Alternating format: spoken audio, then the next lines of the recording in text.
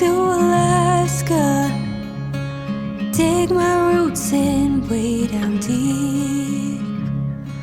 Keep the fire slowly burning and let it sing me to sleep. Lie beneath the northern lights, live a simple life out where wildflowers grow. I can taste the honey wild, Mother Nature's child. I'll take it soft and slow. Someday I'll go. Someday I'll go.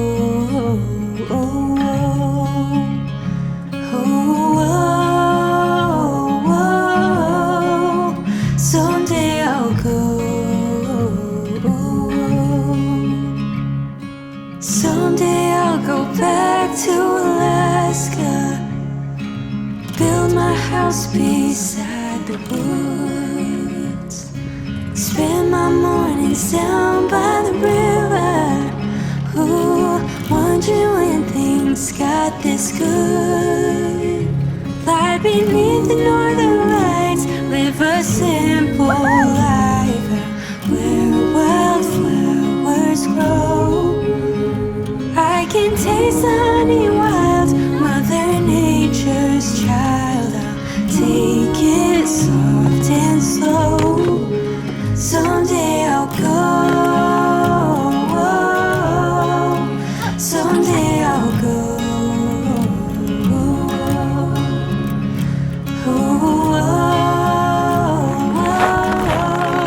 Hello, happy peoples. Hope you guys are doing wonderful. Sun is shining. It is warmer outside.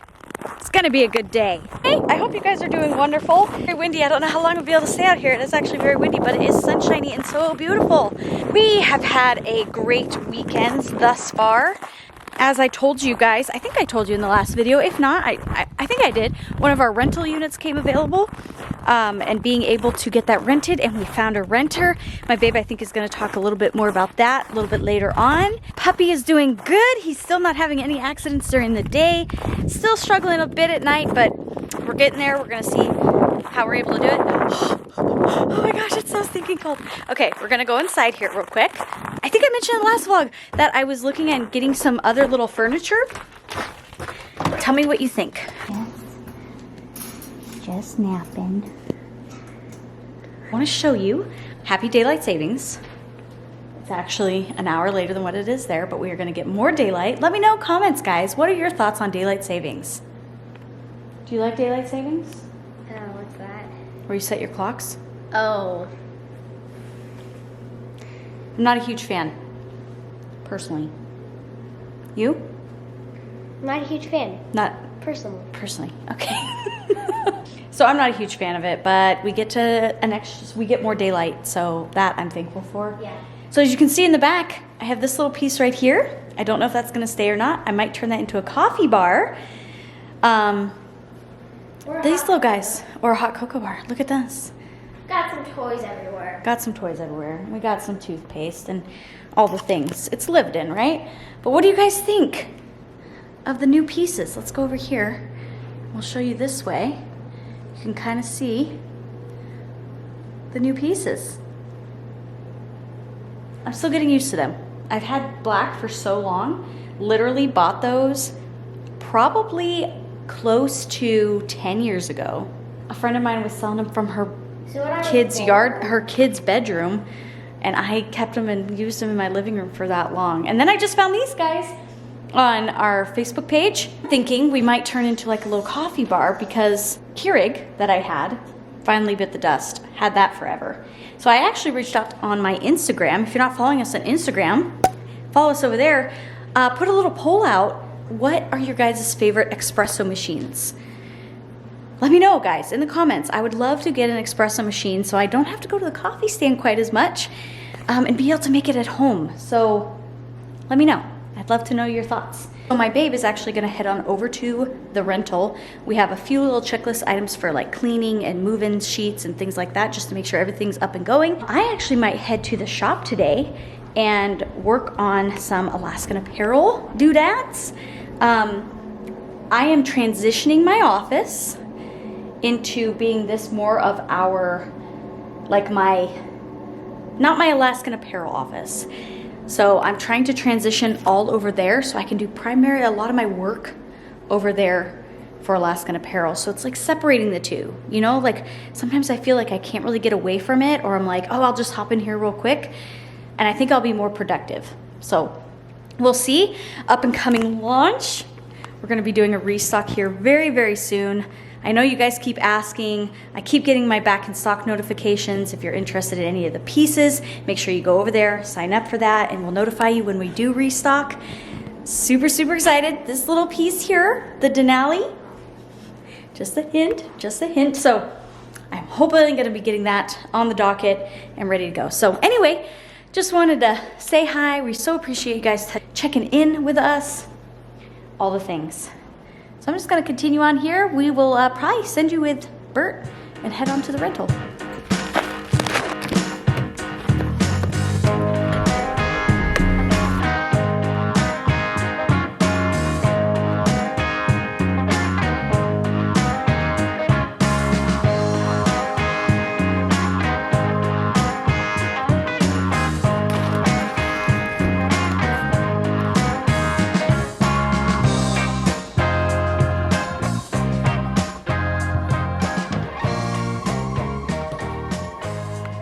Hello, happy peoples. Hope you guys are doing great. Ooh, sorry for the echo. Whew, rough. Okay, over here, one of our rental houses. For those of you that don't know, we have 4 small rental houses that we built years ago for kind of more of a long-term investment. They're like 830 square feet, 2 bedroom, 1 bath, 1 car garage, all heat. We include heat. And we built these ourselves. Like I laid this tile myself. A lot of the framing we did, wiring. There's a lot of sweat equity went into these. Doing the last little bit of cleaning because we just had a tenant move out. We have a lot of military that tends to rent from us just because there's a lot of in and out with military. And we have a lot of, we have 2 military bases, Fort Wainwright and Alaskan Air Force Base. So doing that today, but we actually had an interesting thing kind of come up here. And I'm curious what you would have done. Let me know your opinion. Let me kind of lay out a little of a story here if I could.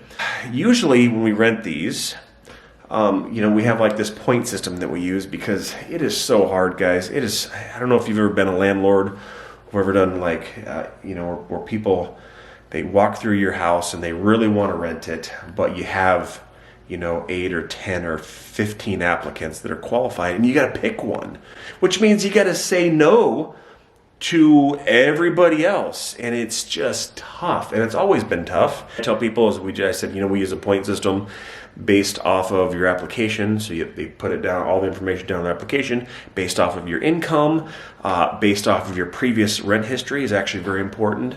You know, are there dogs? Are there pets? How are the personal references? You know, if you don't have anyone that can vouch for you, you know, is this a safe all these things kind of just go into, you know, trying to select the tenant. Majority of the time, we would kind of almost be forced to pick the person that kind of scored the highest points, right? It's like we don't make a lot of money on these. These are more of a long-term investment. Matter of fact, we make very little. But, you know, eventually we hope that it can, like I said, be our retirement. And we have been, like, they're so tight that in the past, you know, if we had a bad tenant in here where they did a bunch of damage, maybe they cost $2,000 or $3,000 of damage, it could actually get to the point where it could affect us personally, like, you know, even affect my house payment, or, you know, can we buy groceries this week in the past? So that has changed. The Lord has blessed. We've worked a lot, and we even sold one of our other rentals, if you remember, to help kind of free up some debt. So we're kind of getting to a different place right now when it comes to our rentals. We've talked to you about this before. Making affordable housing for people, I think, is just like a draw for me because it just seems like a huge need. It could help a lot of people out. And so like these here are actually kind of semi-affordable housing is the way I look at it. They're actually a little bit big for what I would like to build. I like to build roughly the same size, but build it without a garage, as crazy as that sounds. Because without a garage, I could rent this for about $300 a month less than I'm renting this place. Already, this place right now we rented about $200 a month less than market value, which is why we got slammed, okay? So my wife puts it on this whole Facebook for Eielson and Fort Wainwright and the local Facebook page, and just boom, we had a ton of applications coming for this place. A lot of applications for this place, and everyone actually that filled out were more than qualified. Majority of the time we picked the people that check the right boxes as far as maybe a lower risk. But she showed me this, it was either an Instagram video or TikTok, one of those 60-second little clips the other day, of a single mom. She was probably anywhere from 19 to 20 years old. She's holding her 1-year-old child, and she's in tears. And she's saying, guys, I don't know what to do. I've applied at every place I can. I can't find a place to live. Even low income, state assistant, I've applied. Can't find a place to live. And tears are just streaming down her face. She goes, I don't know. It's me, and I got a 1-year-old, and I don't know what to do. What can I do? And she was staying with, her ex-boyfriend, and that's just an awkward situation because she had nowhere else to go. And my heart goes out to those type of folks. Like, goodness gracious, like what? And my wife's like, is this the type of people that you're wanting to help with when you're talking about affordable housing for people? I'm like, yes, it is. That is exactly. I mean, could you imagine? I don't know, picture this. Like maybe you have an affordable little house, 800 square foot, no garage, something, but nice. Maybe you have it listed for $1,200 a month, and then you find the right person, and you're like, you know what? That's a person that we could help, and maybe you decide after you get all your application, you decide that's the person that you want to help, and maybe you drop the rent $400 a month. I would just love to be some kind of a blessing for these type of people where they don't expect it. So, all right, getting on to today. Ton of applications. Guys, we had people that were making $150,000 a year as physician's assistants. We had people that were nurses. We had people that were retired E8s, plus they're making 80 grand a year on top of their retired E8 income. Truck drivers that own their own companies applying for this place. Like, what in the world? Like, way overqualified for everything. And this couple came in, and guy came in with, I gotta be careful what I share here. A couple came in, and he brought his wife, who was pregnant, and their 4-year-old daughter. I don't know their back history, whatever. I do the normal showing. This is how it works. HRV, radiant floor, blah, blah, blah. This is how much it costs. Let me know if you have questions. He even filled an application. He said, do you guys do background checks? I said, well, yes, we do. He goes, okay, well, there might be an issue there. And again, I gotta be careful what I share, but he says, I've got some, he was straight up with me. He goes, I've got some criminal history. And I said, okay, well, let's talk about that. And I asked him, and again, can't talk about that here, but let's just say it was pretty serious criminal history. Enough where you probably would not be able to find a place to rent. And you probably would struggle getting a job in most places. We can't discriminate based off of that at all, but it definitely is factored in for sure. But I said, I will definitely give you a fair shot at your application, just like anyone else. So, and he appreciated that. He took an application, texted over to me. So I told my wife, I said, be picking people based off of they're the most qualified, or should we be picking people based off of the need, the greatest need? This is one thing I've learned in ministry and working in a lot of church settings and such, is it is really hard to be a blessing to people or to bless others when you are so financially strapped that you are going paycheck to paycheck. That's one thing that I've learned. And selling other property, like I said, freed up some debt, so it kind of like, hey, we could actually take a risk now if we want to. So maybe, I told my wife, maybe we should just pick the person with the greatest need as opposed to the best qualified. What do you think about that? And she was just like, oh, I don't know. And guys, this is a little piece of advice for you. God tends to speak through the wife, in my experience. This is not like one of those funny, like, okay, she's always right type of situations. I'm like, when there's a serious situation, I'm like, hey, babe, so just so you know here, it's almost like the God gear. how do you feel about this? Like, what is God giving you an inclination on these types of things? Kind of the same as like when we gave away the minivan. I'm like, hey, all these people were interested in it. Go ahead and pick one. She picked the right one. So I'm like, okay. So like, the more of these track records are down, a little more I'm like, okay, what do you think, babe? Just go with it. Kind of like the minivan, right? So she, kind of felt drawn to, let's go ahead and pick this person. And it doesn't even make sense. It's not even a logical thing. That's what drives me nuts sometimes. I just learned that maybe we should just take a moment and listen to your wife, because like I said, a lot of times God will speak through her. So she did the same thing. She's like, okay. So my head is saying this, but my heart is bleeding for these people. Like, I really feel we should help them. Of course, she's looking at Facebook pages and making sure, okay, I make all the phone calls. I check, with his boss, and I check with his references and then her references and all these things. And I'm like, let's just do this. So that's what we did. We ended up renting this place. They move in like on Friday, I want to say. But we ended up renting this place to the people that on paper technically were the least qualified, the least income, the least, the highest risk factor, if you will, when you calculate all of that in.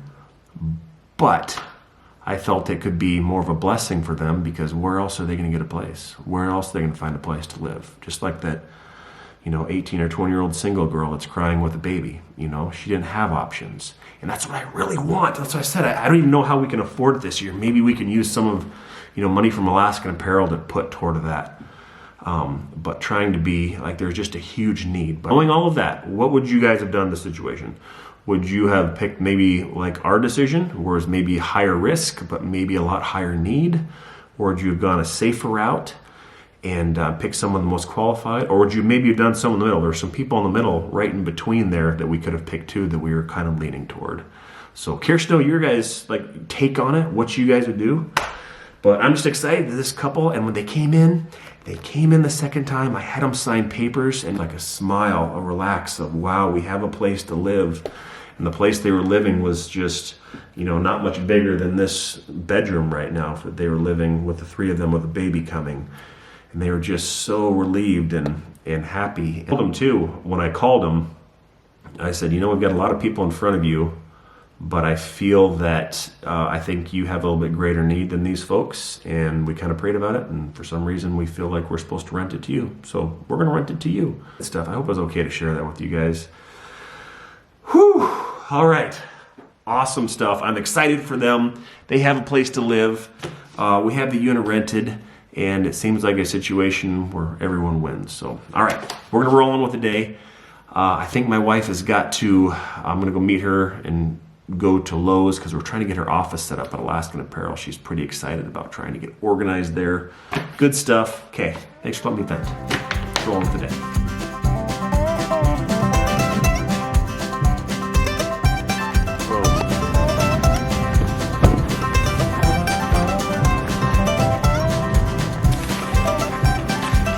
Go.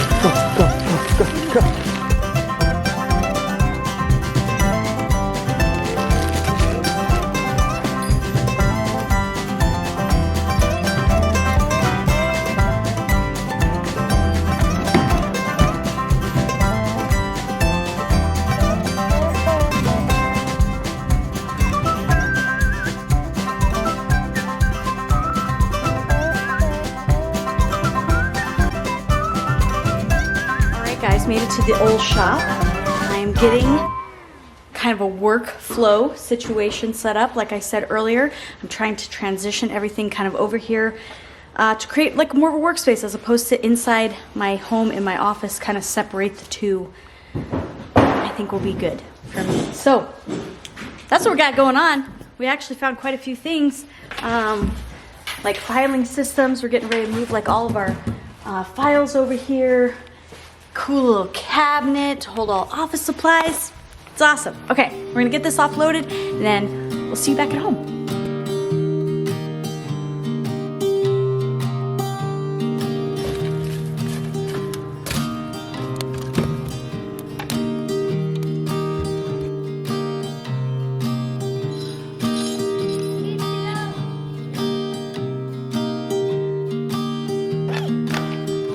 Good boy. Alrighty guys, well we made it home. Wrapping up for the night. Getting all the puppy snuggles. Do you He's love licking him? my chin. Do you love him? I love him. Love him. He's being a really, really good dog. Anyway, we hope you guys enjoyed coming along with us today. It was like this all over. We got a lot done. We got a lot done for the shop over there, which is great. Yeah, so I'm excited. I'm excited to be able to get everything set up and organized over there for up and coming launch. I'm excited. I'm grateful that our little rental was able to get rented. And we found some, I think, pretty good renters. Oh, he's going tonight. I'm tired. That's pretty awesome. So I think we're gonna call this one a night. Call it a night? Call it a night. Call it a night, Kastner. You say goodnight to the happy peoples. So thanks so much for watching, and we'll see you guys in the next one. Bye. Bye.